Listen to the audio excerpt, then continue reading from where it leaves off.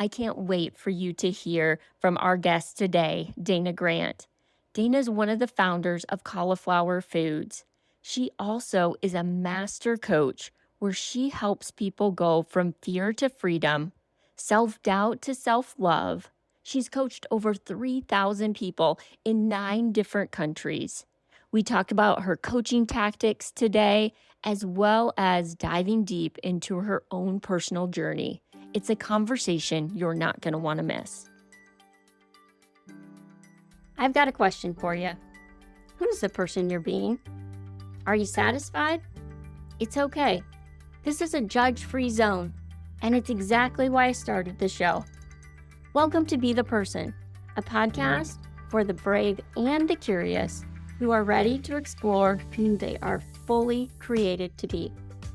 I'm your host, Annie Randall, the adventurous one leading this investigative journey of transformation. By delving into topics and asking unexpected questions, we will discover the keys for unlocking our true potential and being our best selves today. You may be surprised by what you find when you let go of fear in order to discover the answers of becoming the person you were made to be. Welcome to Be the Person podcast. I am so excited that you're joining today. You are in for such a treat. We have my friend. She's an elite coach, just an overall amazing woman. Dana Grant, welcome to the show. I'm so thrilled that you're here to talk with us today. I am so excited to see you. You are one of my favorite people. Yeah, I love it. Was just so excited to connect back with you. Oh, Just yeah. the energy and everything we share. Even I Yeah. think we were talking a long time before this, and I didn't necessarily even want to hit record because I wanted to keep you to myself. Yeah, I don't think that I've ever talked to anyone so long before recording, but I love spending time with you. You just illuminate the truth of who you are. I love that. You're very transparent on your who you are. You just shine. I love that about you. I met that the first time I met you, I saw that. Thank you. I appreciate that. Well, tell us about you. A little bit about what you do today and then your journey that led you there. Well, I am a master coach, and what that looks like, there's a lot of coaches out there. I mean, you're a coach in many ways, but I, as a life coach, I help people navigate. And I don't think they often know why they come to me. They often come because I've built big businesses or I've made a lot of money and sold companies. That may be why they think they're coming here, but there's always something deeper that they're navigating. And I'm a deep dive coach. I go deep, and then we're not going to ice skate on the top of the pond. We're going deep. And so I love doing that work. I love uncovering what may be blocking people. We can call them limited beliefs. I'm going to go further into core wounds and core fears. And we're going to navigate those waters. People get stuck in the maze and their brain just wants to go there. It hits a terror barrier, and I bring them to the other side safely so they can make those steps and achieve what they want. I love that because I know that you have helped so many people do that feel stuck, Mm. get to where they want to go. And maybe they don't even know it, like you said up Yeah. front, but it's a No, place better than they ever expected. I think they might not think that in the middle, but when they get there, I think you're right. They're happy about the finish line, that goal line. It's kind of like a playbook, and everyone has their own playbook. So I look at it individually each time. There's not one size fits all, so I think that whomever I call in, I know is very aligned with what and where they need to go. I don't think there's any mistakes in this life or Yeah, coincidences. I think everything is pretty guided. agree. Well, you have so much of your story that I feel like we could dig into, but I know one thing in 2016, you were the co-creator of Cauliflower Foods. Yeah. Tell us a little bit about that. How did that even come to be? Well, we'll have to go back a little bit. I was setting records as a lobbyist, and in that process, and that was a decade earlier, I got sick. I got Mhm. really sick. They diagnosed me with irretractable migraines. I had the best neurologists in the world working with me. I mean, I went from never a headache or an aspirin in my life, cycling 75 to 100 miles a day, 50 miles minimum, very fit, very healthy. um, to debilitatingly sick, getting stuck in cities all over the country in emergency rooms. And I took a medical leave, and that journey was long. And when I started understanding the mind body connection, that I had a lot of trauma, and I people that have illnesses, it is I think it's a direct correlation to how we emotionally carry our life. So I started unpacking and healing that. And in that process, I started becoming a health coach. It just lit me up. I wanted to help people get healthy again, because I saw that cutting out inflammations. I was never a drinker. They would say, "Don't do dark chocolate." I'm like, "Check, I don't." "Don't do red wine." "Check, I don't." "Don't do meats, processed meats." "I don't." So what is going on here? Because I was really a whole foods person prior to that. But I think at some point I just never gave up. I knew that there were holistic that the body knew the way, that my body knew the answers. And so that was a 10-year journey on finding that out. And I landed being a health coach, which I set records with a multi-level marketing. I didn't even know what an MLM was. I was at a conference. I'm like, "What's an MLM?" And I was there because I had set records with the company. And I'm like, they said multi-level marketing. And I said, "What? What's that?" They said they want you to build teams. Your frontline number is too big. And I'm like, "Oh, what?" Because I just wanted to help people, and I loved that. So through that, came Cauliflower Foods, because I love pizza. I loved pizza. So I had a coach who said, "Have you ever tried cauliflower, the cauliflower pizza crust? You can make them." And so I made them, and I started making them really well. And then starting drug reps where I was making them all day long, and then found a way to process it. And then came at me, I live in California. She lived in California. And I said, "Cauliflower Foods." And that was the beginning of baking, marketing, starting at the local farmers market, and that's where Cauliflower Foods was born. And then my partner took it from there. I knew I wanted to I'm so part of the creative process. But I didn't wanna run a food company.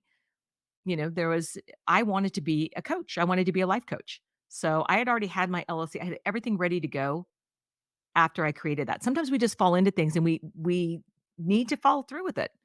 You know, I didn't have a dream of starting a food company, but I did have a cauliflower interesting on my clarity board. People call them vision boards. I allow my energy just to pick and choose on the board each year. And there was a cauliflower right in the middle of it. And I wasn't really terrifically fond of cauliflower, but it's an interesting way to look at it. Connect the Wow. dots. That it just showed up there, Yeah. and that you chose that. Yeah. Let's go Yeah. back just a little bit and tell me about, so you start getting these migraines, and Yeah. then I definitely want to dive into cauliflower foods, but Yeah. you get these migraines and you said something about really having to unpack emotional trauma and figure out what's going on in your own body. Can you Yeah. tell us a little bit more about that? I focus now on trusting the process. What I recognized back then, I was not even my own authority. Everything externally was my authority. I was a people pleaser. I mean, there was so much navigation that I was doing, and the doctors became the authority. So they were giving me very dangerous medications that I didn't even I mean, I wouldn't even leave the doctor's office until I thought I was going to die every time they gave me a shot. But, I was suffering. I was diagnosed in the top 2% of people that suffered at UCSF. I had the leading neurologist work with me and said, "If you're going to have a quality of life, it's going to look like this. It's going to be part of pain medicine and anti-vomiting medicine." I was hospitalized about 10 days a month for years. Um, and I don't look at that taking anything away from my life. It's interesting how I'm wired, but I utilize it now as a learning process. It really flattened that learning curve for me. And I learned through that process, I was so disillusioned with the system, with, "Is this all they have to give me?" Now, if people suffer, there are so many incredible medicines out there. Pain medicine is the last thing you're going to give someone. You're going to give them Emgality, Nurtec. There's so much available that just blocks the migraine without ever having to drug it. But this is back in the 90s when these were not available. I was flying to different countries to get simple things like Imitrex was really new on the market, not available in the States, but available there, that I flew to get. So, I mean, I was seeking holistic and Western medicine, both. I was trying to balance both. Wow. And so how did that you overcame that? What Yeah. ended up finally working, or was it a medicine? Was it an emotional release? How did you Mhm. get to being in the hospital from 10 days a month to Yeah. you're fully functioning and amazing now? Well, that's another big story. I haven't talked about that yet, but maybe with you, Annie, I will. Um, So I fought to have the medicine at home because I was losing so much time. I have 3 daughters. It was a very difficult journey. I mean, the pendulum was swinging. I was either sick or supermom, superwoman, and people didn't know how sick I was because that isn't what I showed people. So there was a lot of hiding. There was a lot of shame. Mhm. And the medicine, using it at home and having the doctors work with me, I got a staph infection, and not just a little staph infection in my legs from the injections. My immune system was shot. I was underweight chronically. Um, I was getting weak. I wasn't exercising. I was barely eating because you're so sick, and hyperemesis means I'm going to vomit for 24 hours, like every few minutes. And it was pretty horrible. But I had 17 forms of staph in my legs that I almost lost my legs. The minute I was diagnosed with that, I stopped the medication. I stopped the injections. I stopped everything. And I said, there's got to be a better way. And I was in then just trying to save my life. And this is in my mid 40s. So, I mean, that's almost 15 years ago, and everything changed from there. That's when I started deep diving into, I'm not gonna live this way. I had to claim my life back, and that's exactly what I did. I said, "This is not working. I'm not doing this anymore." And I don't know what took place or what shifted in that moment, but there was no going back. I never took medicine again. That was it. I did suffer some, but not nearly like I did with the medicine. I think that we get attached and the neural pathways want to go where it knows. And this is what I teach people now. We rub up against that terror barrier or something new, but if we have something that gives us some relief, we want to stay there because it's too terrifying. And people do this emotionally with their life. It's too terrifying to make a change for something else because they don't know the outcome. They don't, it's unknown. So our psyche wants to go to what it knows, and I call it the maze, versus the terror barrier they have to get back past, which is just newness. And if you think about the 65,000 thoughts a day we have, and 85% are wired for the maze and negative, and 95% repetitive, we have to really step in and rewire and reprogram and feed ourselves and look at who we're surrounding ourselves with. Community is important. I was in complete isolation. So, because I was hiding. And then there's shame. And a lot of people on their health journey start shaming themselves that they've done something wrong. I live with the damage that's been done to my legs. And there is no shame now, but there was for years. I couldn't talk about it. I didn't show it. It didn't look, and in fact, I ignored it. I didn't think it was part of me. And it is part of me. It's part of my story. It's part of my empowerment. It's what brought me here. It's why I can help and see women so clearly because there's not anywhere they have gone where I can't see clearly. If it's in alignment with me, it's got to be in alignment with where they need to go. Huh. That's such a journey to go on and so Yeah. hard, but yet you use it in a way that's so positive. But I'm sure all of those years that had to be really, really challenging. Um, but you take it and you create this amazing business that Yeah. really is in align with you because you're like you said, you're eating all of these whole foods. Do Yeah. you I'm still because I'm not a kitchen person, I've told you this. Do you love to cook and create things? Like, how did that come? How does one just make a cauliflower pizza? It's like we can do it now, but a lot of times people Yeah. weren't doing it then. Well, 4 fresh ingredients, but you are right. What led to that is my passion for cooking. I have always loved to work with food. I grew up on, having 3-acre gardens, canning. I mean, from a young age, I was able to work with a lot of whole foods. Gardening is a huge passion. But even on big trips now, if I'm going to speak on stage or I'm traveling, I will the night before, I'm all packed and ready to go. I will cook. It grounds me. We have to be, it's again the creative process. I love creating. In fact, I've been promising a cookbook for a long time. And I'm thinking that, whole foods, vegetables, I love working with them. I think they're so underrated. There's so much that can be done with them. that people would love, and I would think in 15 minutes or less. So I'm really working with that right now, and I think that is something that I think I've been promising for about 5 years. I might actually come through with that in the next year. Okay, I wanna buy it, so I'm Okay. excited if you do. This has been a whole new journey for me on whole foods and vegetables, and Yeah, that they can taste amazing and sure. they can Make them be taste tasty. amazing.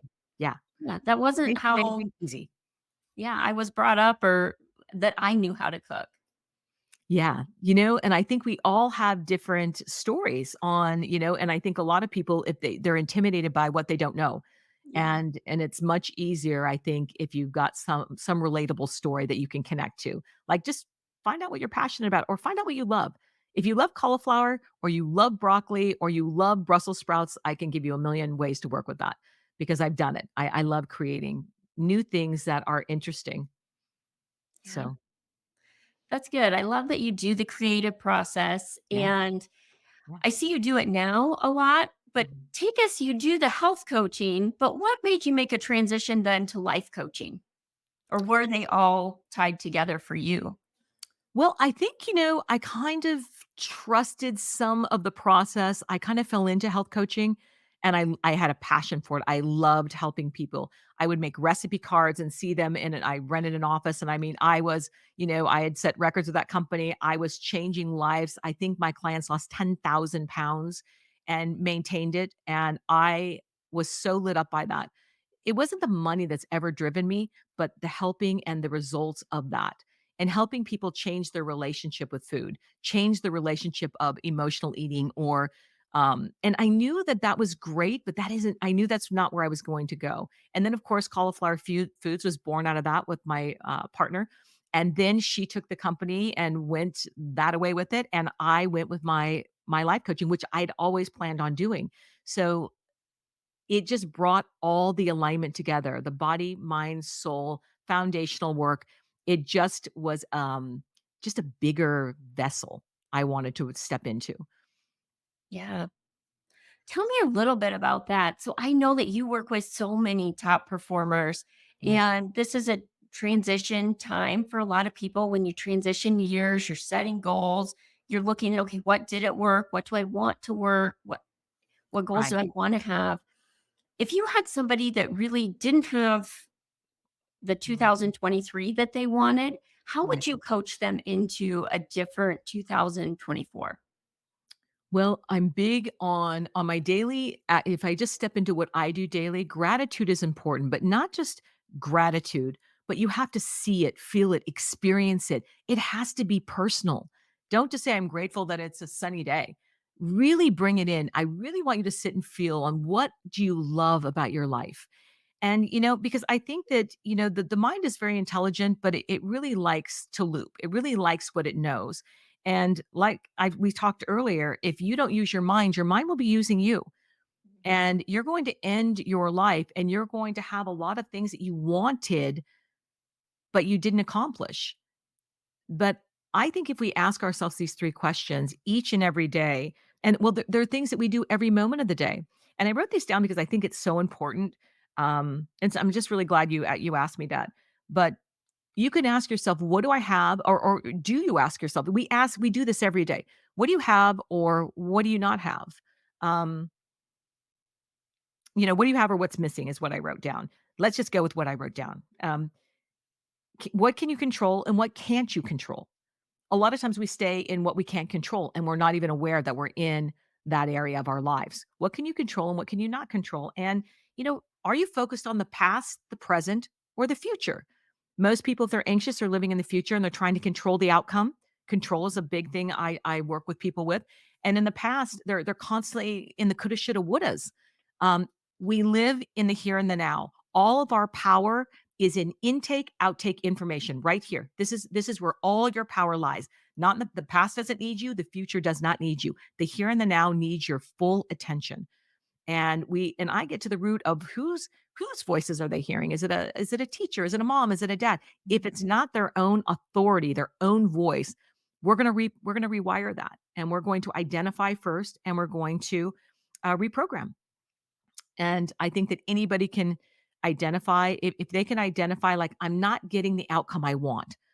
2023, I don't know what I wanted a lot. I'm frustrated. I can't get going in 2024. Have grace. Be kind to yourself. Ask yourself what you truly desire because, as we talked about before, discipline is not enough. We don't have a commitment problem, or a consistency problem. We have a commitment problem. And what are you committed to? I decided that last year I was committed to my health and I started watching, I started paying attention. And now I am so much closer to my goals, my health goals. I will be 60 this year. And I have decided it's going to be the best, healthiest 60 I can be. So I'm focused on health, not the skinniest I can be. And for the longest time, it was the skinniest I could be. And I had to reprogram that within myself. There was a seed planted a long time ago that wasn't even my authority. I couldn't work with that because it was constantly driving me in a different direction and it was harming me. So now it's health. What does that look like? What does it feel like? What do I desire there? Well, now I walk about 6 miles a day. I desire that. I desire to go out. I love nature. So find what it is. What do you desire? Do you love gyms? If you don't love gyms and you keep buying a gym membership and you never go, let's put something in that you desire. If you love nature, then get out there. Start 5 minutes, 15 minutes, just small steps. Yeah, that's so good. It was just such a goal. Right now, there's a lot of talk about protein and how important it is for maintaining and gaining muscle. It really is important and quality matters. That's why I love ButcherBox. It's all organic, grass-fed. Every month you can pick what cuts you want, or you can choose every other month or every third month. They're giving our listeners $50 off their first order. I'll put the link in the show notes and definitely check it out. Can you say those 3 questions again? And then I have more for you as we dig in, but I don't want people to miss those 3 because they are so impactful. Yeah, and it's crazy that I wrote them down last minute, I usually don't write anything down, but I felt like I dropped in. I thought if I could leave people with this, that they are thinking about these things every day, and and these are 3 decisions you're making every moment. You're either focused on, what, you have or what's missing in your life, and if you're focused always on what's missing, you're out of your power. You're not in your power at all. So you focus on what you have, and this is where gratitude anchors us. Gratitude grounds us, and that's why gratitude is so important. It opens up the heart. It opens up the chakras in the body. I use a lot of modalities. I've studied so many modalities because there isn't anything that's not valuable.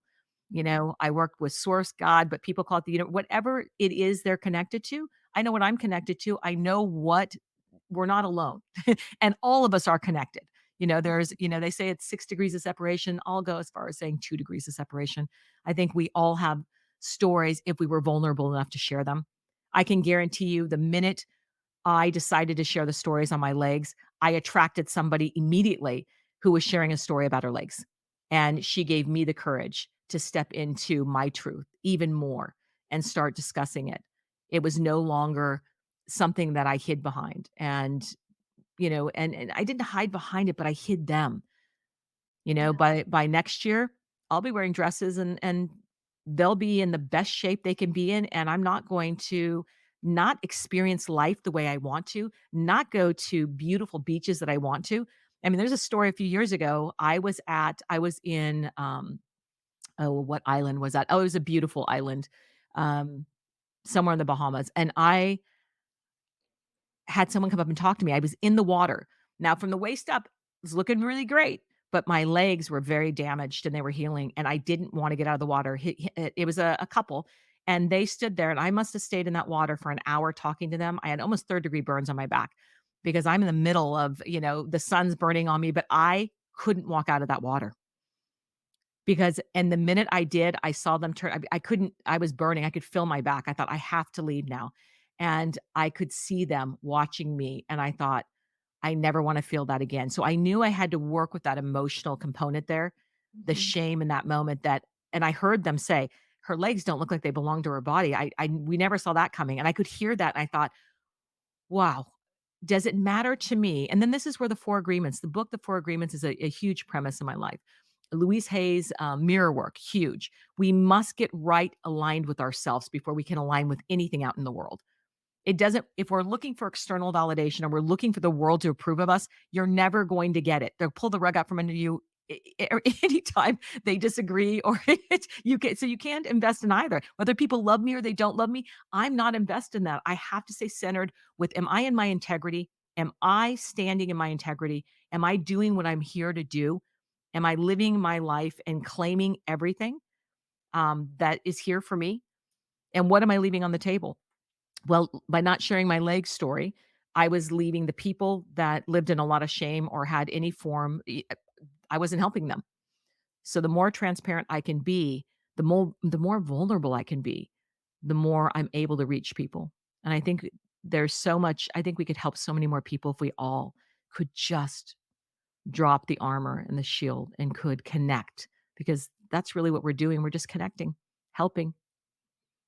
Absolutely. And I think when you do that, of gosh, showing people who you really are, Yeah. whether it's your personality, it's your legs, Yeah. it gives them permission to do the same. Absolutely, Annie. It's absolutely true. And the last question I didn't say, you asked for those 3 questions again. The 3 decisions is what do you have and what is missing, and what you can control and what you can control. And are you focused on the past, present, or future? I think focusing on the past is living in shame. If we're present, we must keep revisiting, what does it feel like to share the story? Of course it's going to be scary. Of course it's Yeah. going to feel, because we've not done it before. And, coming out of the shadows, and that's where the shadow work lives, is it likes secrets. I believe secrets kill. That secret almost killed me. I didn't want to show my legs. I literally could smell my legs, and I went in. My husband was a practitioner. I went in, I said, something's wrong. I can smell something. And he swabbed my legs. I had 17 forms of staph, but I was covering them up. I didn't know what to do. I was panicked. And I think I knew at that moment, before I got the results, that it was critical, that I was in a pivotal moment, that I could no longer cope the way I was coping. Yeah. And aren't we I think that's honestly such an emotion that I don't know if shame is an emotion, I think it is, but, Yeah, that we all use, like, there's yeah. such, like, power over us when we keep those secrets, when we let shame dictate our life. The minute we just let it out and just put it in the light, it's almost like that shame just kind of doesn't go away completely, but it definitely takes the stronghold off of us. Well, not only that, we create these stories in our lives, and if we keep feeding the story, we're in the past. The truth is, Mhm. if we're living in the here and the now, this moment hasn't even happened before. We haven't even had this conversation before. I've shared things here I've never shared before. So it's opening up more opportunity for me to share more. So I'm on that trajectory and that alignment of, this is where I'm going. But I did it because I'm in the here and now. Now, if I was in the past and living in the shame, I would have never shared any of that. So this is where, we have to ask ourselves that every day. Are we living in the past or the present or the future? But we have, our stories, and we have the truth. And the truth lives in, we don't know what the truth is yet because we haven't been there. The truth is where we're going. If we let the stories control our lives, and remember, the 80% of our subconscious is running the show, the stories are what is in the middle. And we've got hundreds of them that we've programmed from, even money stories. Lack and scarcity often comes from not even our story, but maybe a parent said, you're not good with money. And then, boom, I'm not good with money. And the rest of your life, you're not great with money, because you heard at a very vulnerable age that you weren't good and it was impressionable. And you just rewire that. You say, the evidence shows in the here and the now that I'm really good with money. So there's just so many ways, and this is the rewiring, but we must identify. First thing, identify, and then claim what you want, reprogram. There's a process that is, I like simplicity, just like Cauliflower Foods, 4 fresh ingredients, simple. It was simple, fresh, easy. I still go back to simple. I do not want to make this process complicated for people. I go right to the problem. I unpack it. I'm an intuitive, born that way, can't help it. I think it's God gave me the gift. And I can see down the road, and I come back, I dump out all the pieces, I ask the appropriate questions, and they get to where they're going. So maybe I have a little bit of secret sauce there, but in trusting the process, I now don't second guess myself. Where before, when I discussed how I started this, I second guessed everything. I wasn't my own authority. Anybody that came along, it was like, oh, they must know better than I did. I abandoned myself continually. Now I stay in the truth, and there's no spiritual bypassing. I feel it all. Whatever it is I'm meant to feel, I'm willing to go through it to get the outcome I need. Otherwise, I'm looping in the past.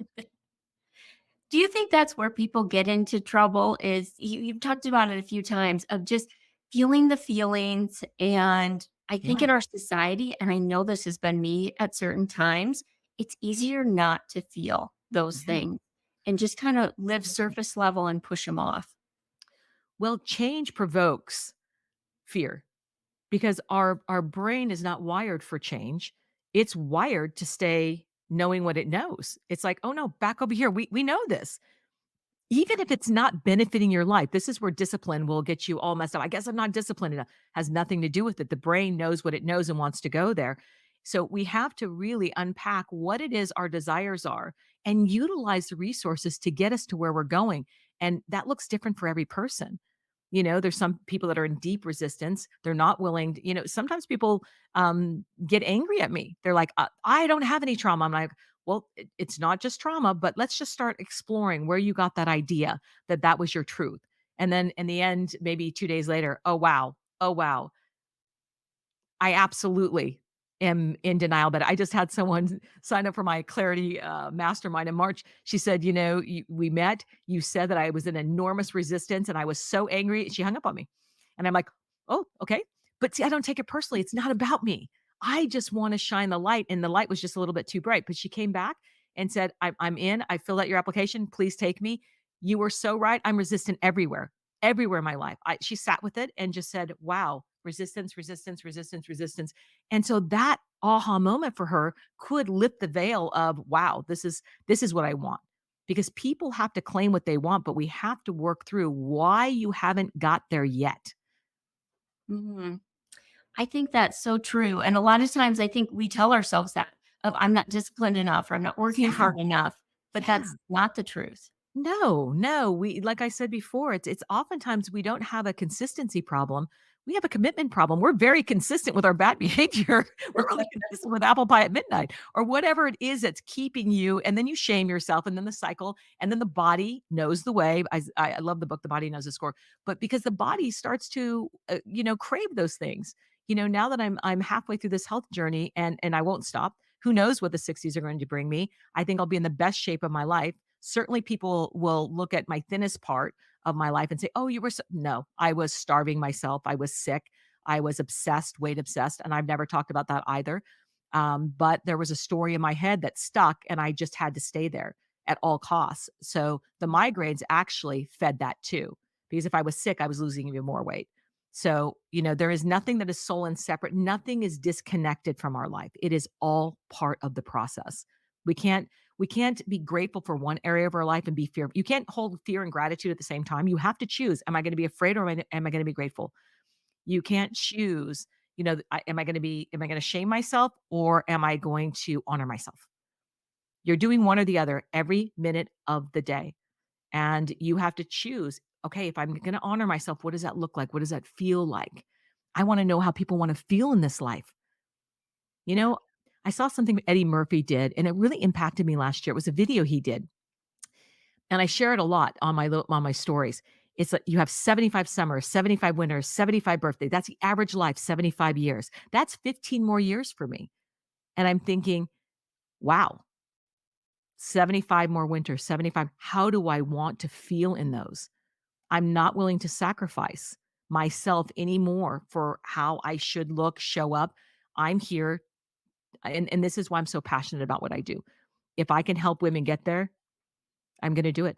And I work with men too. I work with a lot of professional men. Interesting. My mastermind is just for women though. I didn't leave that open-ended. I said this is gonna be a small mastermind for women that want something and they haven't got there yet. And I will call in like-minded women that and I'll interview them because this is a process that I want this to be a place of safety, and I want them to be able to get their trajectory of what they think they want, and where they end up usually, you're right, is not the same.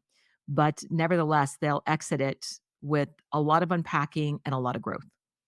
and they'll have claimed something and desired something in the end. Yeah.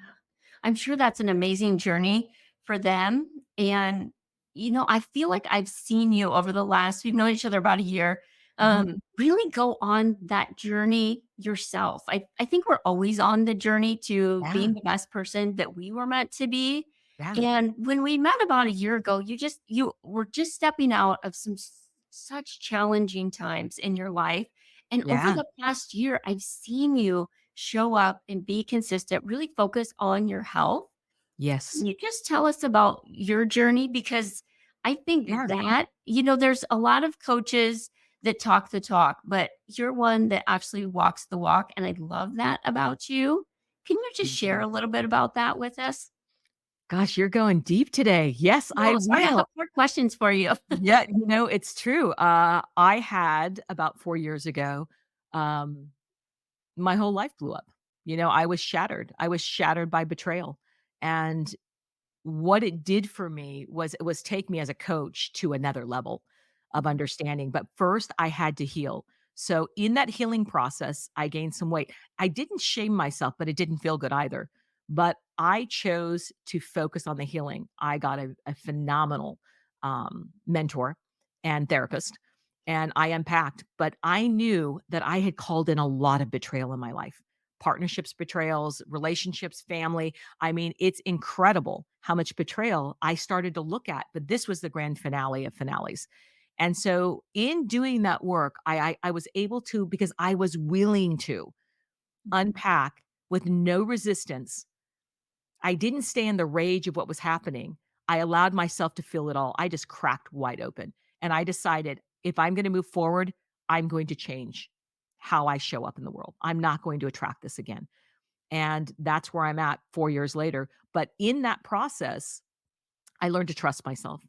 I learned that we must be vulnerable. We must allow ourselves to feel it all. This is where I say no spiritual bypassing. And as you know, I put that video out last week where I show the grief in the middle of it on the coast. I took that video for myself, never intending 4 years later to share it. But I talk about it because I think we have to absolutely allow ourselves to shatter when things are, we just can't rebuild them. And I sought out the help I needed, and I got quiet. I still had a thriving coaching practice, and there's some imposter syndrome that can go, like, how can I be an intuitive coach and have this under my nose and absolutely be betrayed at such a deep level? Because my core wound was betrayal, and I had to identify who that person was in my life because I was going to keep repeating that because that was my core fear was safety. So I was going to keep looking outside of myself for safety, and it wasn't safe at all. So now I look in here for safety. I check in with me all the time. So that was I not the last piece of the puzzle because I think we are students forever if we choose this work. There is no goal line, like I've arrived. I got it down. But that piece was huge. There was an understanding and a love that I have for myself that I mean every day, and what I teach women every day is to go back and any area that you've shamed or you're not good enough, you pick her up and you tell her how incredible she is that she endured that. And I've written some meditations that walk through this because I had a dream and I wrote this meditation where I meet myself. I knock on a door and I'm meeting myself. And she grabs my hands and she's so lovely. And she says, I'm so grateful for you. Thank you for carrying this load for so long. It makes me emotional every time I think of it because she had such gratitude for me for doing the work and never giving up, never turning back. And I live in that moment a lot. It's like, I'm so grateful for yesterday. I'm so grateful I woke up this morning. There's no migraines anymore. I'm healthy. I'm able to walk. Everything is like, wow, I get to do this. I get to work with women. People say you have a grueling schedule. I'm like, oh, I'm honored to get up at 3 a.m. and work with women all over the world. I love it. So until I don't love it anymore, this is where I'm at. Look at Annie. You made me cry. Look at that.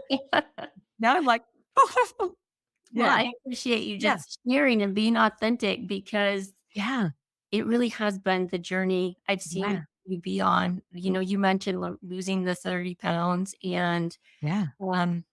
really just showing up and doing the work of doing the walking, doing the, you've always been a healthy eater and you've shared some of Yeah. those recipes, but Yeah. um I love that because it shows the person you are. And like you said, you're not done yet. You're still No. on this road.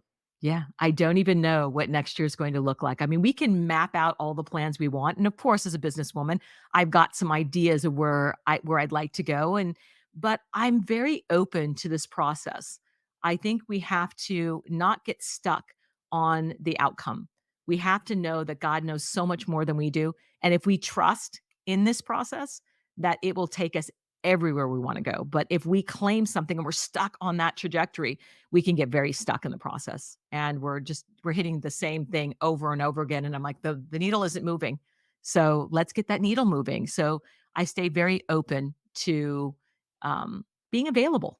We have to make ourselves available. Yeah.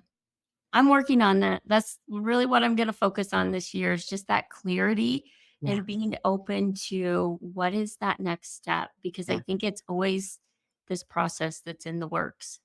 Yeah, you're absolutely right. It's always moving, just like energy. We're never stuck. People say, I'm so stuck. Oh, you're not stuck. We're always moving. Everything is always moving because everything is energy. Money is energy. If we want to really look at it, people that live in lack and scarcity, money is energy. Everything is energy. We're made out of energy. So you're never stuck. You are just in a cycle, and it might be a very tight little loop of a story you got stuck with that isn't moving you. So you got to bust that and say, oh, wow. Because it's usually, we can call it limiting beliefs. There's so many words we can use, but I like to go right to source. Like, I'm listening to what they're saying and I'm watching their life and it doesn't connect. So you've got to identify the breakdowns. But for you, Annie, I'm watching you just bust out. You've always been incredible, but I love where you're going. Well, thank you. I appreciate that. And, for me, there were some stories from before that I identified. I talked about them at Amber Lee's event when I spoke there of Yeah. just, gosh, Yeah. these things from when you were small that really could be insignificant, but Yes. man, they get stuck there and you can so easily loop back around. And Oh, you're like, absolutely. for me, I had to go back and talk to that girl in the 7th grade to say, "Wait a minute, Yep. we're not in the 7th grade anymore. They don't No. nobody has power over you. Like, you Yeah. get to reclaim who you want to be today." That's right. That trauma bond or that loyalty pact we make with that 7-year-old, the 7-year-old is running our life. We're not in running our lives. And this is why when we can see people who are very reactive, it's like I'm always very patient and loving because I understand really angry people aren't really angry. They're very hurt. They're suffering underneath. It doesn't mean I tolerate it, but it also means I have love and compassion and I believe that love and compassion are always what I lead with. If I'm watching someone really react, I'm understanding that I wonder who's running a show here because you are out of control. And I would like to help you, regulate. We deregulate. I look at myself now very regulated. There's very few things that will deregulate me to where I'm reactive. I take time, I breathe. Breathing is such a big part of what I do. I breathe. I drink an adequate amount of water, half my body weight every day, minimum. I have water all over my desk today. I set myself up for success. I have protein. I eat a lot of protein every day. So I don't, before I did not set myself up for that. So we have to set ourselves up for the success we want. But, and we have to identify who's running the show too. Yeah, so important on all Yeah. of those to identify, and then, like you Absolutely. said, those small habits that set you up for success because you Yeah. do have a crazy schedule, and I know a Yeah. lot of our listeners do too, of Yes. you Yes. have to plan to be successful You with your have everyday habits. every day. Yes, we have to plan to be and, it's kinda like priming your life. Think of, how we take care of other people, and as women, if we have families, how we put people first, and it's such a caring nature, but most women do not take care of themselves. They're last, and what's left over is what they get, and I'm thinking, "You must build" people just asked me yesterday I was, like, on a keynote, they said, "What can a woman do to" who's building a business, what can she do to take care of herself? She's got to build in joy. She's got to build in happiness. She's got to build in exercise. You can't forfeit those things and put them on a box and say, you know what, when I have time, I'll get to those. And I'm going to just knock it out. Burnout. I mean, the 5 stages of stress, you're in one of them. If you're doing that, you must find the balance. It must be in flow not push. Push, you're going to hit that brick wall and you're going to hit it and you're going to fall down. And I've done that multiple times. I don't do that anymore. I'm really proud to say I don't do that anymore. Yes. I love that. Yeah. Yeah. You've shared so many great things with us today. I'm super grateful for that. Is there anything else that you would like to share that we haven't covered today? I don't think so. Boy, we really went the gamut. We talked about a lot today. You even We made me did. cry. No one's made me cry. Look at that. Yeah. Well, thank you. I I thank love you you. for sharing all of your emotions and I Yeah. don't know, just bringing them out on the podcast today. I think You're it welcome. again gives people permission to do the Yes. same because they see you and you're super successful and Yeah. you still have those moments of vulnerability because we Yeah. all have them. It ties us together as humans. Yeah, I guess if I left it with one thing, it was like, don't be afraid to be new at something. Don't be afraid to ask questions. Don't be afraid to get a mentor and say, I don't know what's happening here. Be honest with yourself. You've got to meet yourself first and claim that. And then, because the growth after that is exponential. If you, and I've watched that, the minute they get honest with themselves about what it is they're in resistance to, but don't be afraid to ask questions. Don't be afraid to reach out. Don't be afraid. You wouldn't believe the people that watch me for years and say, I was afraid to reach out because I didn't think you'd work with me. And I'm like, what are you thinking? I always wonder what that's about. But this is this worthiness issue that I think that is something I focus on. So I want everyone to know how worthy they are. They're just so worthy. I see so much worth in this world. And I just want them to claim everything they desire because it goes back to those 75 winter, summers, birthdays. How do you want to spend them? How do you want to spend them? Yeah, so good. What would be the best way for people to connect or reach out to you? Well, I do like social media. We've got the real Dana Grant on Instagram. We've got Dana Grant Coaching on Facebook and Dana Grant. Reach out and connect with me. I love connecting with people, and they can reach out and send me an email if they like to at hello@danagrant.com. And I have a Clarity Collective Mastermind coming up in March. I'm thrilled. Um, if this sounds like something that aligns with them, and reach out, chat with me. I Awesome. like to make myself available to do that, even with the schedule. It's important for me to hear people and what they need and what they want. Thank you. And I think you have a gift for doing that. And I'll make sure I put all of those in the show notes so people can definitely reach out and connect with you because you are such an amazing lady. It was so good to spend time with you today. This has been so fun spending time with you. Yes, I agree. Thank you all for joining Be the Person podcast. Make sure you subscribe. If anyone would benefit, share this with them and always give a 5-star review. Thank you so much. Thank you.